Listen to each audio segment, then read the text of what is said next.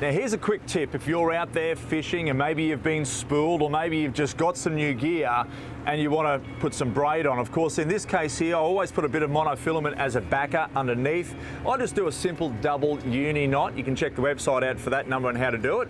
And of course with that, I just clench the rod with my 3 fingers here, index finger and thumb. I'm really trying to grip as much as I can on here. However, it's not going to be strong enough, but when we get to the top, I'll cut it off.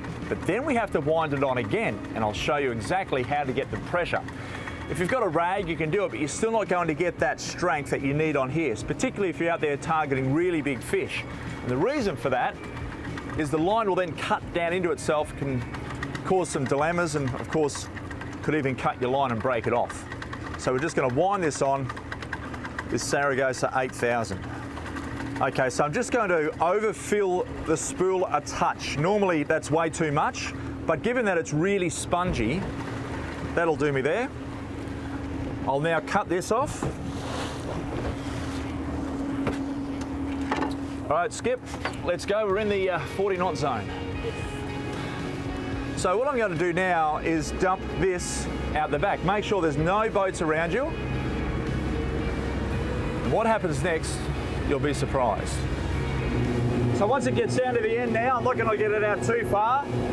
I can see where my joining knot is here. And now we do the drag right up, and you can see the pressure on the rod. There's nothing on the end of the line, but just the inertia of the boat going through the water and the pressure back on the line, and that is super duper tight. Now we just sit back, grab one of these, the cushion, and wind it in. You don't have to touch the line at all, just let it go all the way back.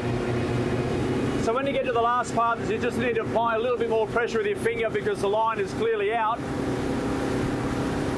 But beforehand, it's back in now.